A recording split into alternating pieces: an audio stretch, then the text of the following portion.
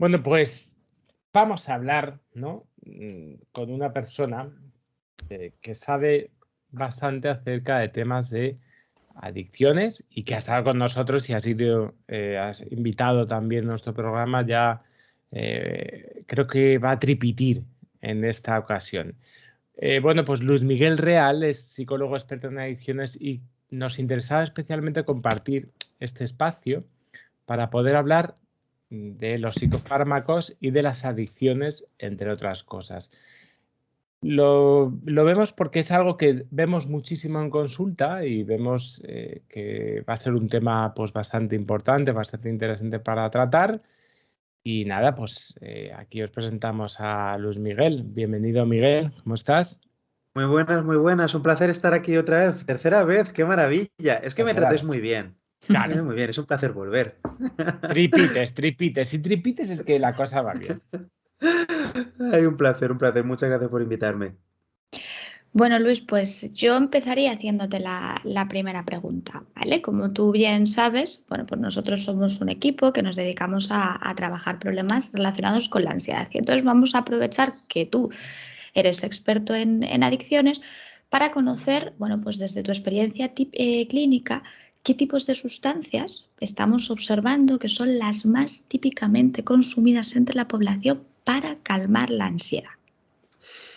Para calmar la ansiedad, vale, por un lado hay muchas personas que se están automedicando con alcohol y con marihuana, ¿vale? Eso para empezar, ¿no? Hay muchas personas que las están utilizando instrumentalmente pues para intentar lidiar con las dificultades, el sufrimiento del día a día, disfrazándolo de un uso recreativo. Y luego también para calmar los nervios, lo que ha salido ya últimamente al ojo público, pues es el tema de los psicofármacos y determinados tipos de psicofármacos, como son las benzodiazepinas, ¿no? Que son un tipo de fármacos que popularmente o el uso más generalizado que se hace, pues es, por ejemplo, para calmar los nervios o para dormir, ¿no? Para pues mejorar el sueño, etcétera, etcétera. Claro, hace poco pues salió en diferentes medios, ¿no?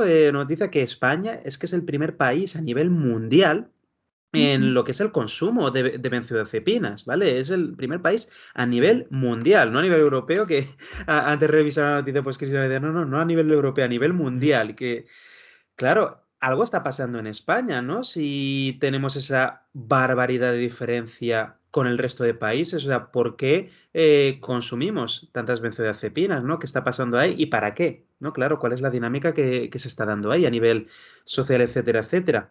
A ver, por un lado querer evitar el sufrimiento es la cosa más humana del mundo, ¿vale? Todos si estamos sufriendo, estamos pasándolo mal, queremos que ese sufrimiento desaparezca o se reduzca lo antes posible. Y hay gente que pues, utilizará métodos caseros, y hay gente que utiliza su intuición o lo que sea, hay gente que acudirá a determinadas drogas o legales o ilegales y hay gente que acudirá a profesionales. Y hay gente que, claro, cuando acude a profesionales, ¿no? Pues a lo mejor van al médico de cabecera, ¿no? Atención primaria, y entonces les recetan benzodiazepinas, ¿no? Y bueno, desde aquí podemos tocar un montón de problemas diferentes, desde cómo puedan estar entrenados, ¿no?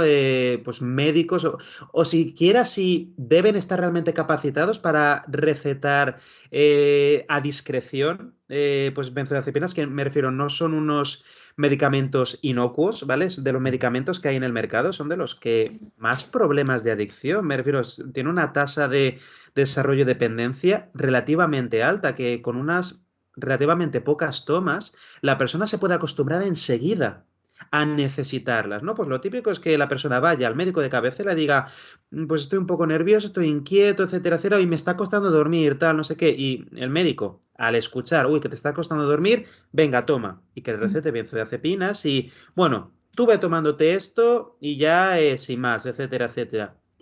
Y claro, cuando estas cosas no se cogen con cuidado, tipo que se receten teniendo en cuenta que tiene que ser algo temporal, que cuidado, ¿vale? El psicofármaco, cualquier tipo de psicofármaco, la mayoría tienen que estar recetados con vistas a poder retirarlos a medio largo plazo, pues en función del caso, en función de la condición de la persona, pero que tienen que estar ahí como un apoyo, ¿vale? Un apoyo pues para que la persona aprenda a cambiar hábitos, aprenda a lidiar con las cosas de otra manera, etcétera, etcétera.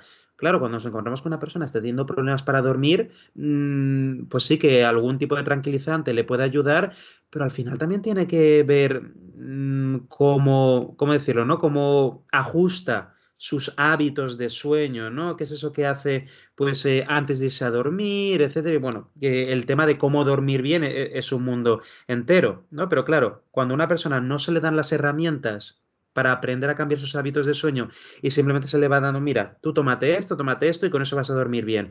Pues si pasan unas cuantas semanas, un par de meses y la persona ha estado tomando benzodiazepinas pues diariamente, llega un momento que desarrolla dependencia, que no puede dormir si no se toma nada o tiene mucho miedo a no tener nada que tomarse porque entonces no va a ser capaz de dormir. Total.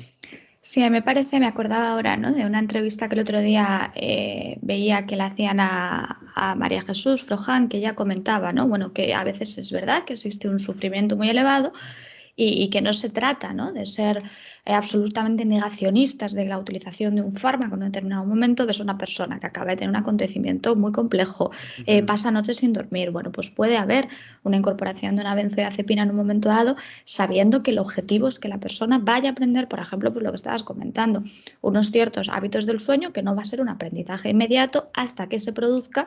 Se puede utilizar en determinado momento un fármaco, pero lo que estamos observando es un uso indiscriminado, ¿no? Es decir, no hay una atención psicológica, es decir, se parchea el problema, se utiliza las benzodiazepinas y, como mencionabas, pues nos encontramos con una población adicta, ¿no? a este fármaco. Claro, Sí. efectivamente, una población pues totalmente adicta que claro, pueden ser problemas de sueño. Vosotros, por ejemplo, trabajáis mucho con Ansiedad. pues, problemas de ansiedad, efectivamente, ¿no? Y es también la otra razón principal por la que la gente termina pues tomando este tipo de medicamentos, ¿no? Porque están sufriendo de ansiedad, porque hay muchísimos factores diferentes que pueden producir ansiedad, pueden contribuir a que suframos ansiedad hasta ciertos niveles, etcétera, etcétera.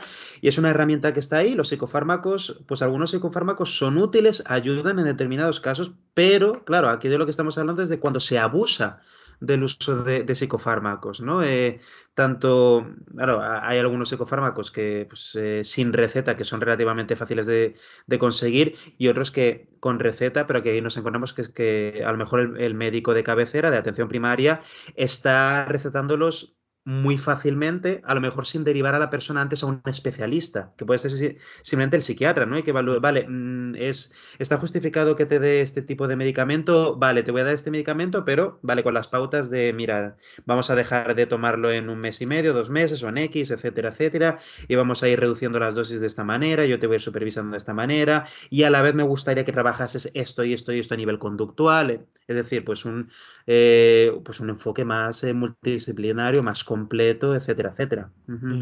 Fijaos que estaba yo ayer hablando, se me ocurría ahora, estaba ayer hablando con unos amigos, habíamos encargado unas pizzas y de repente nos empezamos a dar cuenta de que el pizzero estaba tardando mucho y nos pusimos a mirar, que ya vemos hasta qué punto, por dónde iba el pizzero, por el camino, ¿no? Y estábamos viendo a ver si iba para un lado o para otro.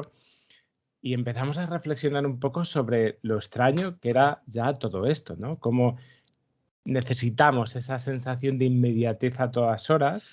Yo les comenté una aplicación que estaba viendo el otro día, pues que es Gorillaz, o que Sí. pone que lo alucinante de esta aplicación, y esto es súper interesante, es que te pone en cuántos minutos va a venir la compra a tu casa. Pone 18. ¿No? Entonces, a todo esto, pues de repente cogí a mi hija y que se aburría y yo de repente digo, hostia, estamos viviendo una sociedad, que es lo que estamos viendo muchas veces, ¿no? Donde existe esa necesidad de la inmediatez más absoluta y creo que puede estar relacionado con esto, porque quizá también estamos viviendo una cultura en la que se necesita suprimir el malestar como si el malestar fuese un error, como si el malestar no fuese una muestra de que, oye, algo nos está pasando, ¿no? Es como, imagínate, es como sería intentar eliminar el dolor, ¿no? De una enfermedad física, no sabiendo que el dolor nos está dando una información, no sabiendo que el dolor... Entonces, creo que un poco tiene que ver con esto que estamos hablando ahora, ¿no? Esa supresión del malestar como en realidad una necesidad precisamente de eliminar el sufrimiento cuando el sufrimiento es algo que tiene que suceder. Igual que el niño se tiene que aburrir, que yo ya al final estaba hasta la nariz y digo, abúrrete ya un rato porque necesitamos aburrirnos y necesitamos también que nos pasen cosas. Es cierto, ¿no? Lo que decía Cristina, ¿no? Acerca de que no podemos obviar que a veces hay grados de sufrimiento muy elevados, pero hemos llegado a automatizar que desde atención primaria ya se hace pum, pum y ya está, ¿no?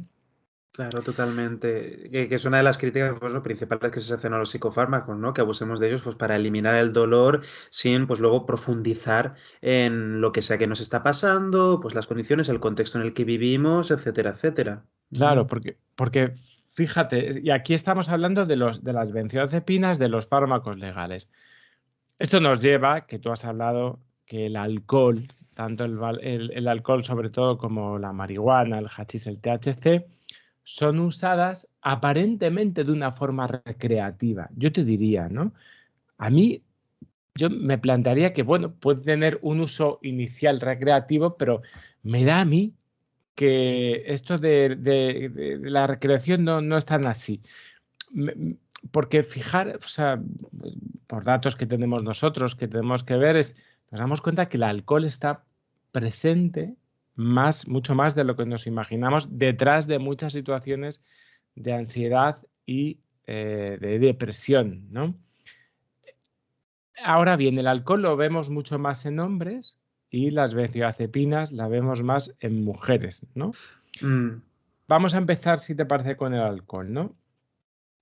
¿Qué produce el alcohol, ¿no? Que actúa como reforzador de la ansiedad y cómo ves que están imbricados este tándem ansiedad-alcohol, ¿vale? Qué buena pregunta. A ver, claro, ¿por qué bebe la gente, no? ¿Cuál es el efecto, cuáles son los efectos principales o los primeros que nos vienen a la mente cuando hablamos de alcohol, ¿no? Pues yo si me tomo una cerveza o me tomo un vino, lo primero que voy a notar va a ser la desinhibición, cierta relajación, etcétera, etcétera, ¿vale? Son los primeros efectos de, pues, cuando el alcohol entra en nuestro torrente sanguíneo. Y, por supuesto, ¿no? Todo el mundo empieza a consumirlo pues, de manera recreativa. El alcohol, por supuesto, tiene un montón de connotaciones a nivel cultural. Está muy integrado en la mayoría de culturas occidentales desde hace miles de años, muchos ritos y rituales, etcétera, etcétera. No, pero claro. El alcohol tiene los efectos que tiene, entonces yo sé que si ahora me tomo una cerveza, dentro de 5 minutos algunas cosas me van a parecer más divertidas, yo me voy a sentir un poco más relajado, voy a tener probablemente una mejor opinión de mí mismo o de otras personas, me va a ser más fácil, yo que sé, acercarme a la persona por la que me siento atraído, decirle algo, etcétera, etcétera. Voy a sentir esa falsa sensación de valor, ¿no? De que puedo hacer cosas que de normal sin alcohol no me darían tanta vergüenza como ponerme a bailar, cantar en un karaoke, etcétera, etcétera. O en función de por dónde me haya ido, incluso de ponerme agresivo con otra persona, o hacer luego cosas de las que me pueda arrepentir.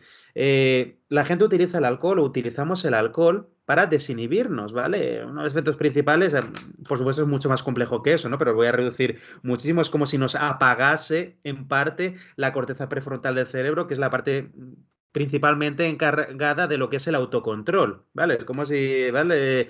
Hubiera algunas personas, como en la película Inside, conduciendo y se fuesen de vacaciones durante un rato. Entonces, cualquier idea que me venga a la cabeza mientras estoy alcoholizado, si estoy suficientemente alcoholizado, pues lo voy a hacer. Si estoy enfadado y me parece buena idea, yo qué sé, gritarle a alguien o decirle X, pues me va a dar por ahí. Y bueno, con todo tipo de comportamientos. Entonces, consumimos alcohol para desinhibirnos, consumimos alcohol para tapar la sensación de vergüenza, para tapar las sensaciones de estrés del día a día. La mayoría de personas han ritualizado pues que llegue el viernes y yo necesito tomar una cerveza, un vino o lo que sea que me guste para marcar que ya llega el fin de semana, ya puedo descansar por fin, la relajación y salir de fiesta y diversión y ligar y celebraciones y las navidades y los cumpleaños, etcétera, etcétera.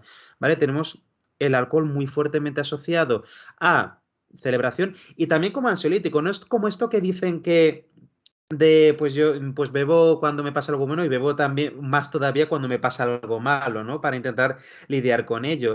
Culturalmente el alcohol es el primer ansiolítico de todos, ¿vale? Mm. El alcohol es el primer ansiolítico que ha habido, ¿no? Y me ha gustado mucho, Rubén, cuando comentabas lo de, pues con cierta duda, lo del uso recreativo. Hay Hay, muchísimas personas que dicen que hacen un uso recreativo, pero realmente están haciendo una especie de, pues, automedicarse con el alcohol. hay una peli reflexionando sobre esto, que yo creo que la habrás visto, que es esta es que se llama la de Otra Ronda, la de Thomas Vinterberg. No Que la he es un, visto. pues tenéis, ¿y tú, Chris, la has visto? No, tampoco, tampoco. Pues me gustó porque es una peli en la que un grupo de profesores que están en una etapa gris de su vida, pues eso, no se terminan de encontrar, deciden, porque uno tiene una reunión y deciden una cena que, según unas investigaciones de un filósofo de no sé qué sitio, todos los seres humanos nacemos con un déficit de 0,30 de alcohol en sangre. Es decir, que necesitaríamos tomar cierto alcohol para equilibrarnos, ¿no?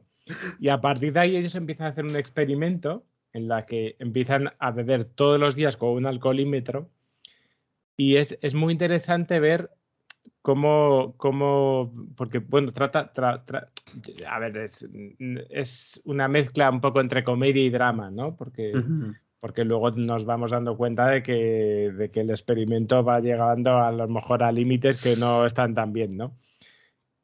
Pero claro, es casi vivido el alcohol casi como si fuese una especie de medicina, ¿no? Y Mm. esa película lo trata muy bien, esta concepción de la que estamos hablando. Se llama Otra Ronda para los oyentes, para los que si os apetece profundizar, ¿vale? Ok, eso me la apunto Sí, también, súper interesante. está bien. Pero sí, totalmente, es que utilizamos el alcohol pues como esa especie de poción mágica que nos quita el dolor, nos quita las preocupaciones y pues en muchos casos lo termina agravando, que es exactamente lo mismo que hablamos antes sobre las benzodiazepinas. En la medida en que una persona se acostumbre con los años a utilizar el alcohol como su vía de escape para el dolor, el sufrimiento, el agobio, el aburrimiento,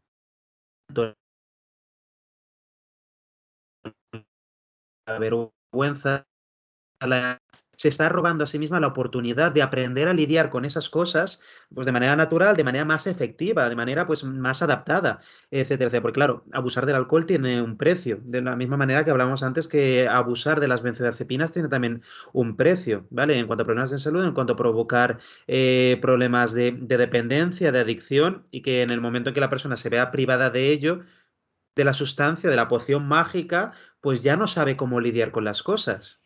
Ya no Mm. sabe cómo lidiar con las cosas. Y claro, esos son el tipo de habilidades que luego tenemos que trabajar en terapia. El otro día le puse este ejemplo a alguien en sesión, ¿no? Es como Asterix y Obelix, ¿no? Todo el mundo conoce a Asterix y Obelix, los dos galos, ¿no? Bueno, que viven en una aldea de galos y luchan contra los invasores romanos.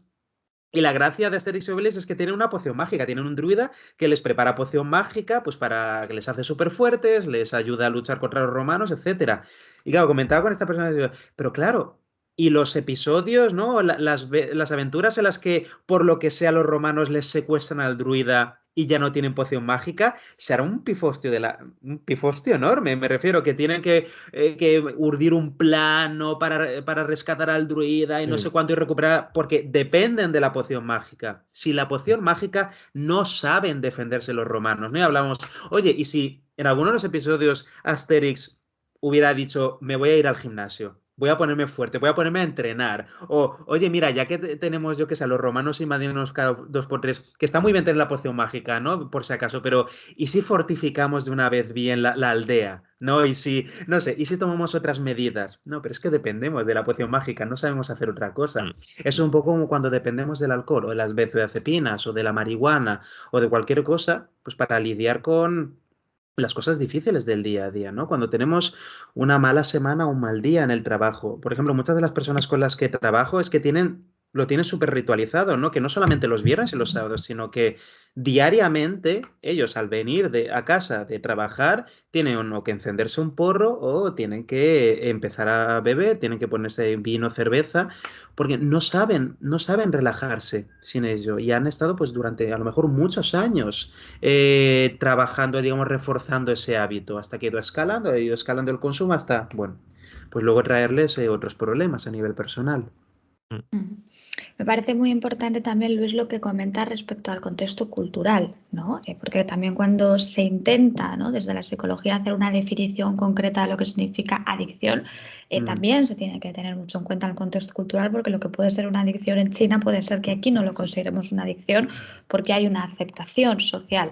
Y ahora que estábamos hablando y te preguntaba, Rubén, sobre el alcohol, vivimos en un contexto donde es una sustancia absolutamente normalizada y eso tiene un peligro porque cuando lo ejercemos como una conducta de seguridad, el ingerir alcohol, muchas veces ni siquiera sentimos esa sensación de culpa, de castigo interno porque hay una normalización que nos hace ingerir para relajarnos y además no tener luego sensaciones contraproducentes de estoy utilizando el alcohol para calmarme porque está tan normalizado socialmente que ni siquiera hay un refuerzo negativo, ¿no?, del consumo.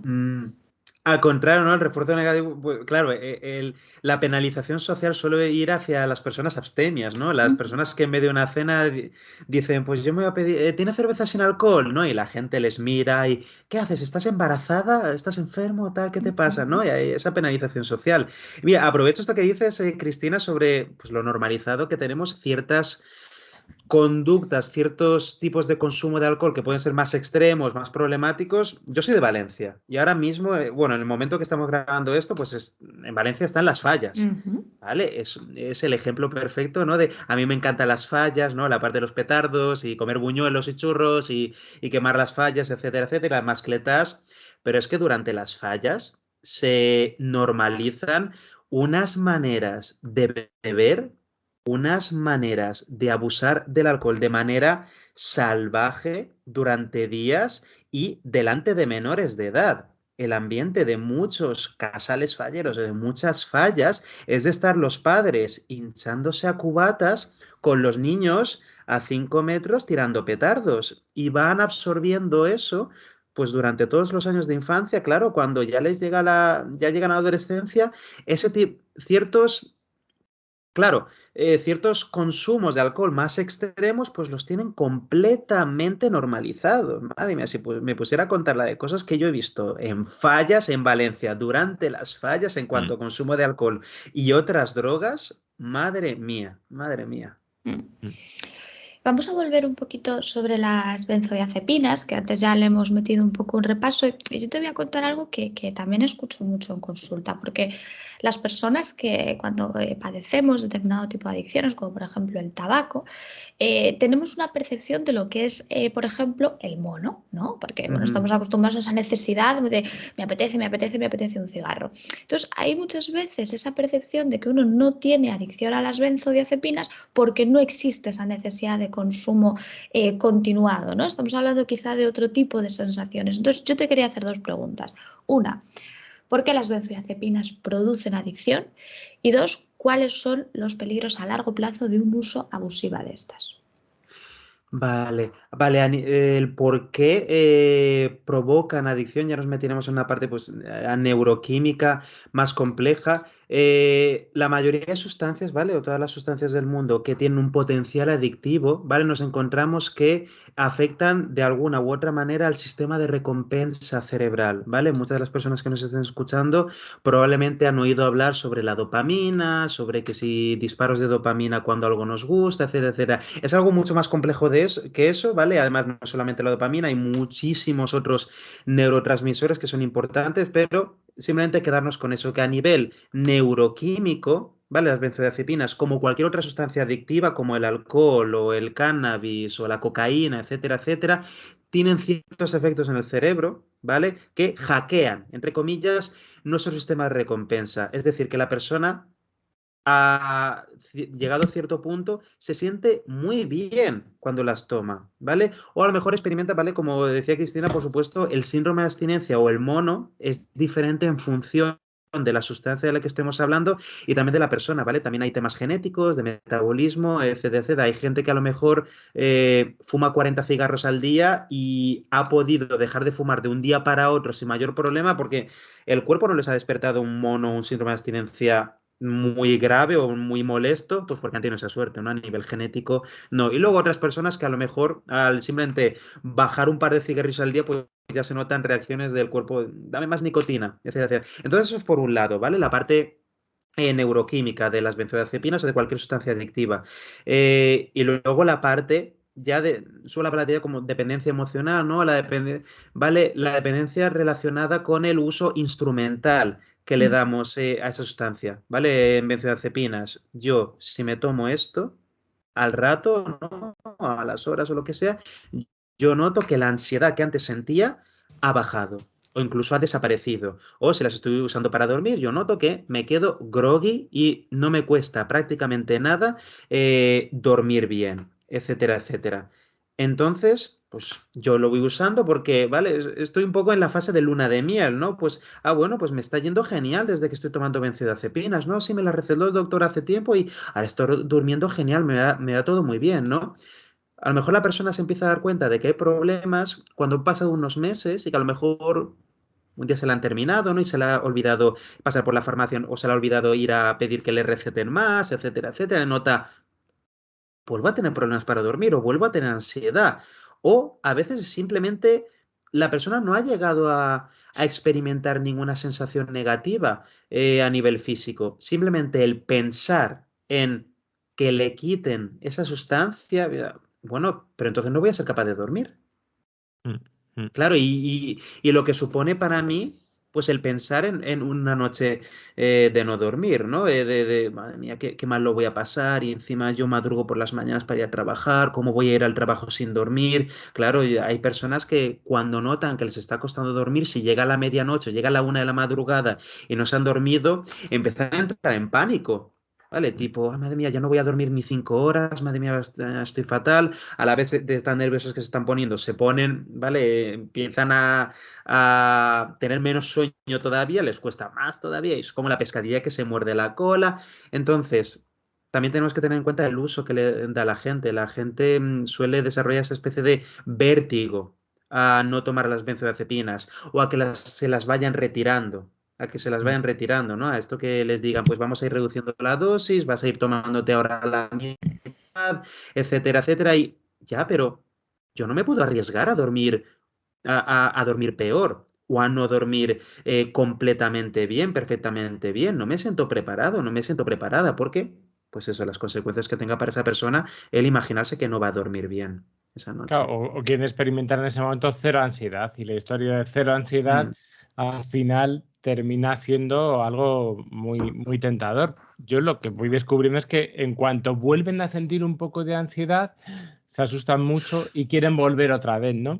Y aquí es donde se manifiesta las dificultades cuando las personas empiezan a reducir esas benzodiazepinas que se les ha ido recetando, porque como sabemos las benzodiazepinas a ser posible tienen que estar dentro de un periodo corto, pero ¿qué es lo que pasa cuando empiezan a reducir esa dosis, ¿no? Empieza a aparecer en este caso un mono que a lo mejor no sé si aparecerá, tendremos que ver en otras sustancias, pero aquí sí, ¿no? En las benzodiazepinas. Podríamos ver en qué podría consistir ese síndrome de abstinencia de la benzodiazepina. Vale, hay muchas personas que pueden sentir bastante inquietud, ¿vale? Que además la ansiedad que antes intentaban evitar, pues se sienten muy ansiosas a lo largo del día. De nuevo, notan que vuelven a tener problemas para dormir y que tienen como la necesidad de aumentar la dosis o pedirle al médico, por favor, aumentame la dosis, que estoy volviendo a dormir mal, que estoy volviendo a estar nervioso, etcétera, etcétera, no sé qué me está pasando.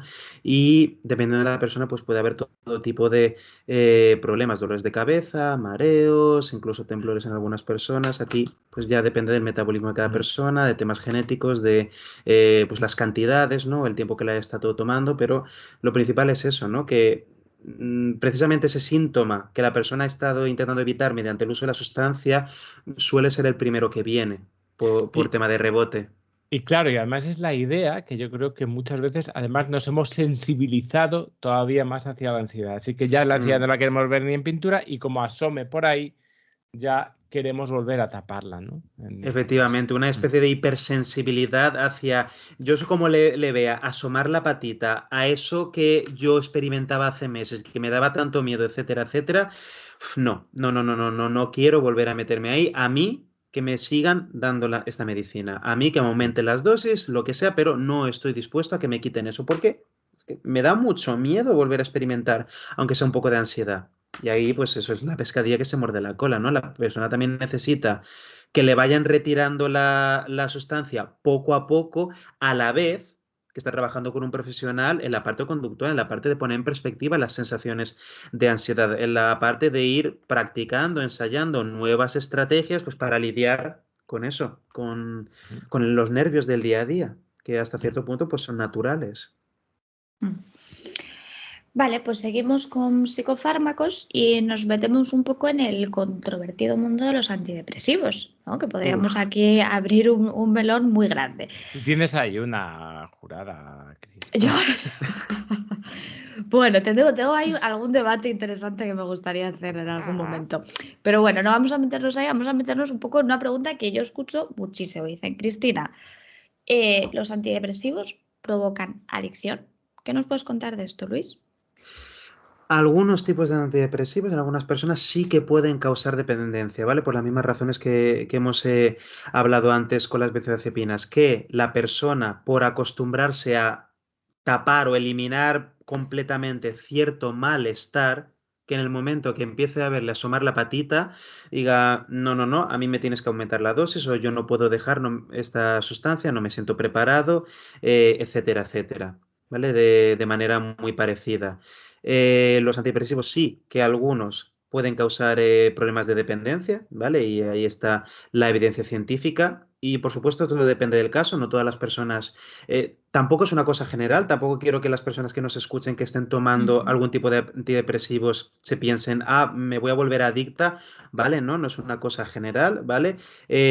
Pero cualquier psiquiatra, ¿vale? Con 2 dedos de frente, tiene que tener en cuenta que cualquier antidepresivo, cualquier tema, cualquier psicofármaco, pues se tiene que recetar de manera responsable, ¿vale? Siempre dejando claro a la persona desde el principio, desde antes de recetárselo, esto es temporal, esto es para ayudarte durante un tiempo, etcétera, etcétera, y es importante que vas trabajando otras cosas, otros cambios de hábitos entre medias. Claro, gracias en casos más graves, ¿no? Pues gracias a los psicofármacos es que podemos trabajar en terapia.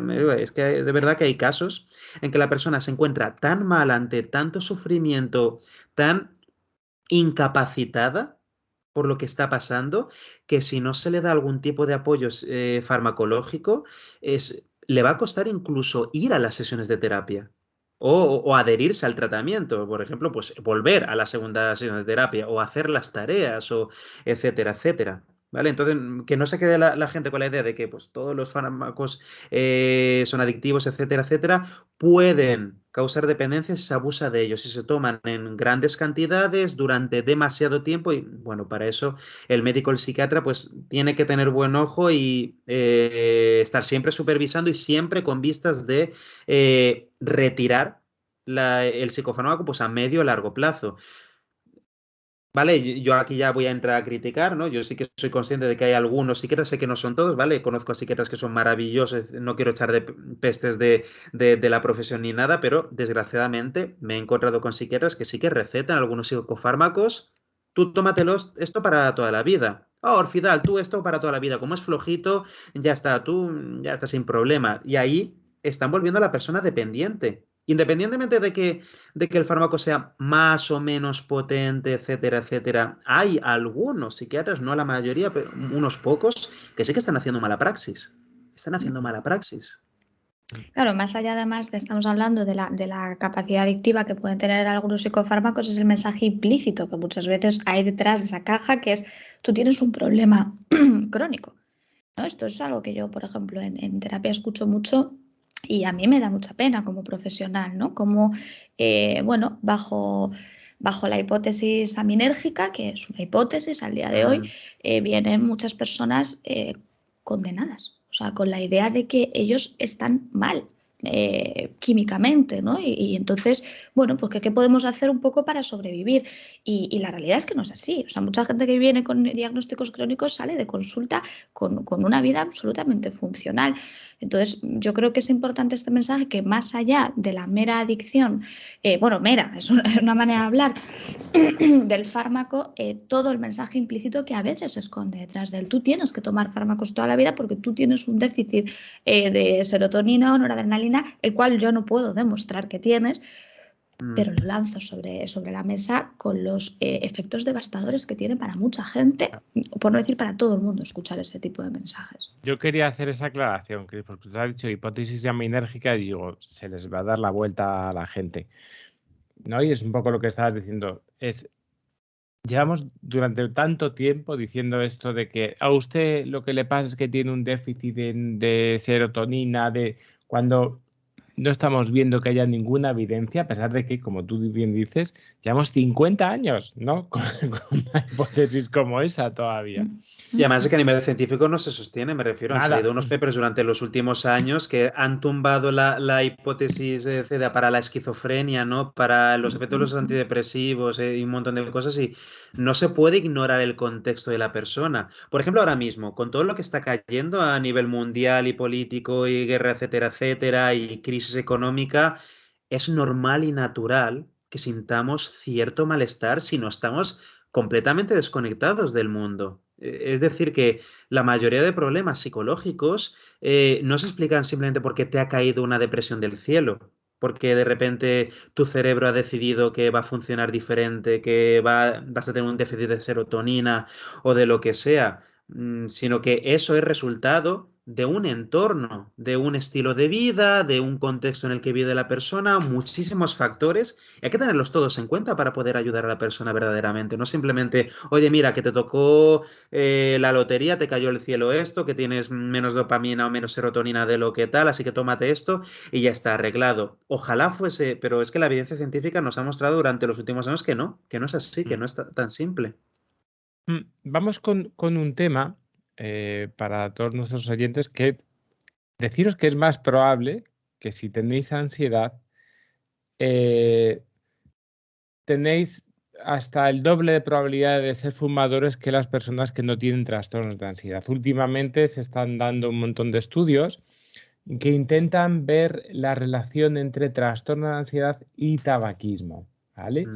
Me gustaría que desarrollásemos un poquito esto también y que viésemos cómo podrían estar relacionados y por qué podemos creer que puede existir ese aumento, ¿no? Esa mayor probabilidad de ser fumador cuando tienes trastorno de ansiedad, ¿no?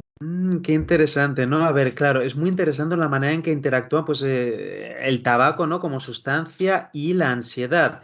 ¿Vale? Por un lado, ¿vale? Por un lado, el tabaco, la nicotina y la gran mayoría de sustancias que hay dentro del tabaco, ¿vale? Que hay en un cigarrillo, la mayoría son estimulantes del sistema nervioso, ¿vale? Eso que la gente lo tenga claro. Entonces, en el momento que yo consumo un cigarrillo, es como si me tomase una especie de mini café, ¿vale? Que se queden con eso, ¿no? Entonces, a nivel neuroquímico, yo me tengo que sentir más nervioso, ¿vale? Yo me siento más nervioso. Eso es lo que produce, ¿no? Esa activación, ese aumento del arousal, de la atención, etcétera, ¿vale? Esos son algunos de los efectos pues más inmediatos del tabaco. Y claro, pues llevados al extremo, eso es prácticamente la ansiedad, ¿no? Esa inquietud, etcétera. Lo curioso con el tabaco, y como cualquier droga, ¿no? Pues, a ver, el tabaco, a diferencia del alcohol o el cannabis, pues no hay un efecto de colocón, ¿vale? Pues una persona si se emborracha, si se pasa con los porros, etcétera, pues va a notar un colocón, una borrachera, cambios de percepción, de comportamiento, etcétera, pero con el tabaco no. Claro, la gente no fuma tabaco buscando a lo mejor esa sensación, ese conjunto de sensaciones tan intensas como una borrachera o un colocón. La gente, cuando ya ha desarrollado el hábito por el tabaco, la gente lo que está buscando es aliviar las pequeñas dosis de síndrome de abstinencia que les ha provocado el cigarrillo anterior, ¿vale? Y allí, al aliviar algo de malestar, aunque no nos añada realmente bienestar, pero el aliviar un malestar, nosotros lo percibimos como bienestar. Yo le suelo poner el ejemplo a la gente de imagínate que ahora cojo y te piso un pie. Y me quedo ahí pisándote el pie durante 5 minutos, ahí súper fuerte y tal. Y llega un momento que digo, va, levanto el pie y dices, ¡guau! ¡Qué alivio! ¡Qué gustirrinín que vas a sentir en cuanto levanto el pie, dejo de pisártelo! Imagínate que ahí la persona me dice, oye, vuelve a pisarme el pie, que es que me da mucho gustirrinín cuando terminas, ¿no? Eso es un poco lo que ocurre con el tabaco, ¿vale? El placer que ha sentido esa persona ha sido por el cese del dolor que yo le estaba aplicando mediante el pisotón. Claro, y eso luego la persona lo confunde con un placer, con, ay, vale, qué gusto, ¿no? Es un poco lo mismo, es lo mismo que ocurre con el tabaco. La persona fuma un cigarro, a los pocos minutos u horas, ¿vale? Dependiendo del nivel de adicción que tenga la persona, va a empezar a sentir mono, síndrome de abstinencia, el cuerpo va a empezar a pedirle más nicotina, ¿vale? Y va a empezar a producir una serie de sensaciones desagradables, igual que el hambre, ¿vale? El hambre es desagradable para motivarnos a ir a buscar comida, pues el síndrome de abstinencia es desagradable para motivarnos a buscar la sustancia. Y entonces la persona se fuma el cigarrillo y nota, ah, qué gustirrinín, pero no porque le haya realmente aportado un placer, sino porque ha cesado la molestia del síndrome de abstinencia. Y claro, el síndrome de abstinencia, pues es ansiedad. ¿Vale? En mayor o menor dosis, ¿no? Mayor o menor intensidad, también dependiendo del nivel de adicción que tenga la persona, también dependiendo de temas genéticos, pero la gente acaba experimentando más ansiedad por su consumo de tabaco, ¿vale? Porque es hincharse a estimulantes del sistema nervioso varias veces a lo largo del día y a la vez que la persona piense que por el hecho de fumar va a poder reducir la ansiedad. ¿Vale? Por eso contaba la historia de lo del pisotón, etcétera, etcétera. Normalmente los fumadores tienen esa distorsión, realmente creen que se relajan, que se sienten mejor cuando fuman tabaco. Y por supuesto la persona pues aprenderá a consumir tabaco en determinados momentos del día, en determinadas situaciones, asociarlo a determinados estados de ánimo, a lo mejor a las pausas del trabajo, empezar a utilizar el tabaco para intentar lidiar con los nervios de haber salido del trabajo, de la oficina, para marcar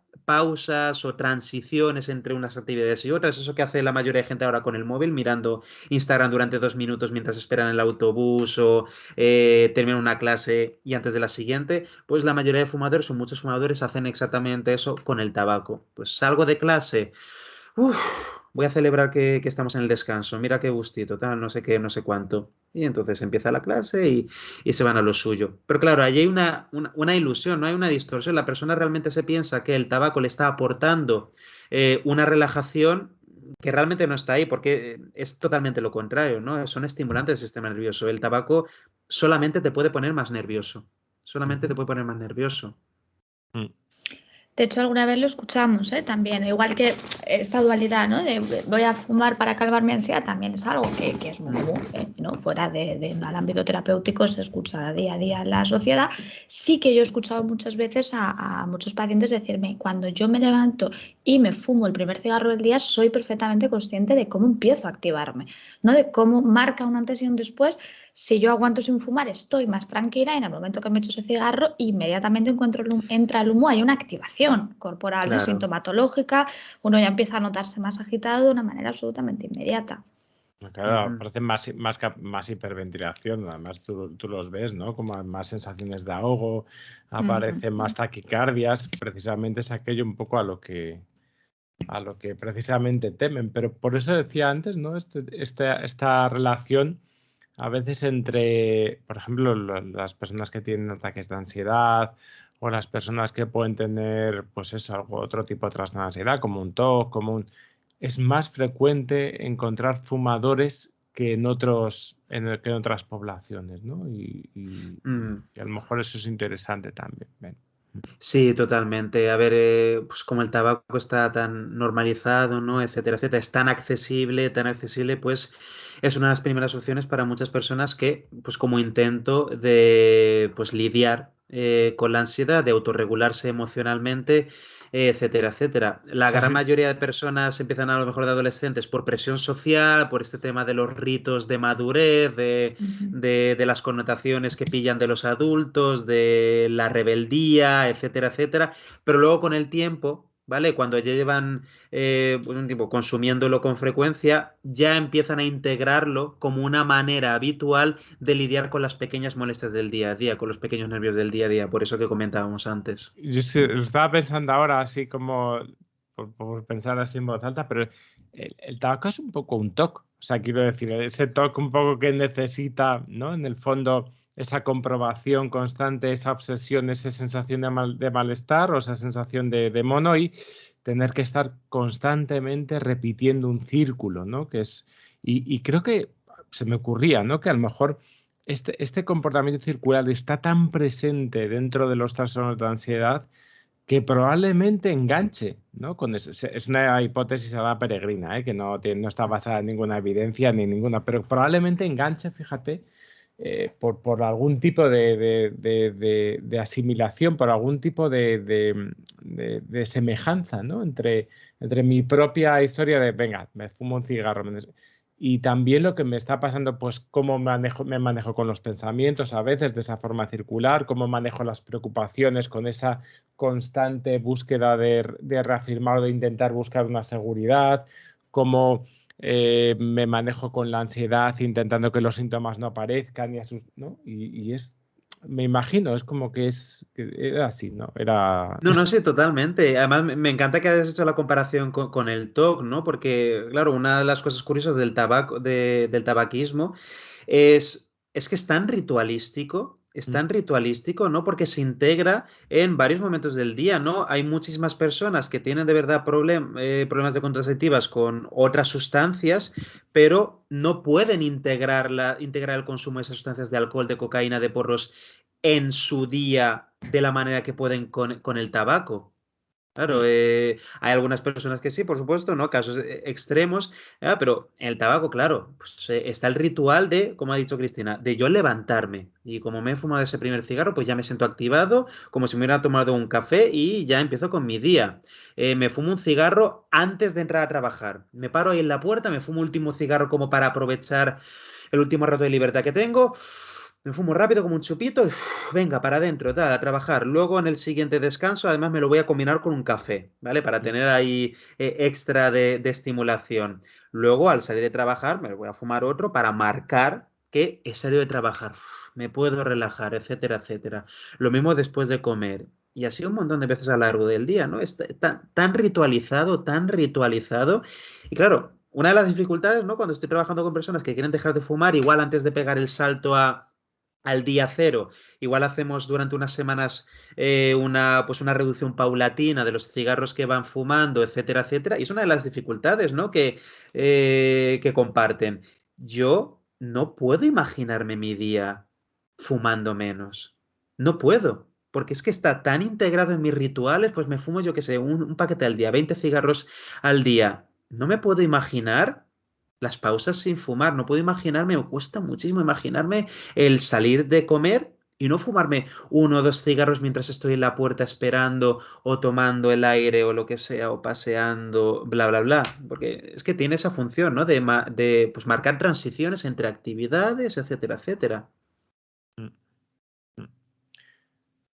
Te dejo la última pregunta a ti, Cris. No te la puedo dejar porque estás... Ay, que me he muteado porque muteado. estaba yo con mis toses Claro, y te no veo quería que ahí. entrara mi tos. Digo, Me había ¿qué ha automuteado. pasado? Venga. No. Entonces, Luis, por último ya te queríamos hacer una pregunta, porque muchos de los primeros ataques de pánico que nos narran las personas que vemos en consulta aparecen después del consumo de cannabis. Y nos gustaría que, bueno, pues que tratar un poco contigo por qué esta relación, ¿no? Este evento, ¿no? que ocurre mucho en la adolescencia, este consumo, cómo produce, ¿no? esos ataques de pánico y por qué. ¿Por qué vemos tanta gente que su inicio, su punto de ahí de inflexión fue ese ataque de pánico producido por la toma de cannabis? Claro, el cannabis Es una planta compleja, ¿no? De tantos efectos, tantas sustancias que hay dentro del cannabis, unas con efectos que parecen ser positivos, otros que efectos bastante negativos, según la persona, según las dosis, según la genética, etcétera, etcétera. Uno de los efectos más famosos, ¿vale? Del cannabis es a lo mejor la paranoia. ¿Vale? La paranoia, que es básicamente es un mini ataque de pánico, ¿no? Esa sensación de desrealización, ¿no? De qué está pasando, las cosas que estoy viendo a mi alrededor están perdiendo sentido, empiezo a tener como sensación de que estoy perdiendo el control, ¿no? De, por ejemplo, personas que, yo qué sé, fuman demasiado o se comen una space cake o lo que sea y se quedan atrapados, entre comillas, durante 3 o 4 horas, ¿vale? De colocón y ahí están pasando un infierno porque están con los efectos de la paranoia, están como pasando una especie de ataque de pánico que le está durando 3 o 4 horas, ¿no? A lo mejor al principio, la primera hora de colocón están con las risas, están que bien me lo estoy pasando, pero llega un momento que, pues a nivel químico, hay unos reajustes, etcétera, etcétera, la persona entra en paranoia y empieza con, wow, estoy atrapado, me gustaría salir de este estado, pero no puedo. Y a lo mejor la persona empieza, me veo, hay personas que me cuentan que, claro, cuando han llegado a ese punto de paranoia, llegan a tener esos delirios de me he roto la cabeza, he fumado demasiado y ahora me voy a quedar así atrapado para siempre, que es muy parecido a lo que nos pasa cuando estamos sufriendo un ataque de pánico, ¿no? El miedo a esto va a ser para siempre, me voy a quedar aquí atrapado en esta sensación, no va a bajar nunca y me voy a terminar muriendo, ¿vale? Y pues en caso de paranoia cuando se está fumando cannabis, ¿no? Las taquicardias, los problemas para respirar, la persona está convencida de que está a punto de morirse, etcétera, etcétera. La evidencia científica nos cuenta que el consumo de cannabis, pues, vale, frecuente o excesivo de cannabis, pues multiplica por 6 las probabilidades de tener sintomatología esquizofrénica, aumenta un 40% las probabilidades de tener sintomatología psicótica, etcétera, etcétera. Por supuesto, esto depende de la genética, ¿vale? Nos encontramos con personas que pueden estar fumando porros durante muchísimos años, diariamente y varias veces al día, y que no llegan a experimentar estos síntomas y que desarrollan la dependencia, porque si no estarían fumando todos los días, pero no llegan a lo mejor experimentar el tema de la paranoia, ataques de pánico. Pero claro, si les retiras la sustancia, pues sí que empiezan a sentir ansiedad, porque de nuevo, pues han aprendido a utilizar la sustancia para lidiar con la ansiedad en el día a día y a la poco que le quites el porro y y la ansiedad, el estrés empiecen a asomar la patita, se va a poner mal.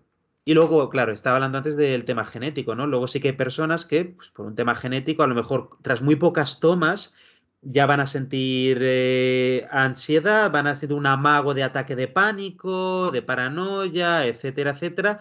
Le van a coger miedo a fumar porros y van a decir, esto no es para mí, esto no me gusta, pues ya no vuelvo a fumar.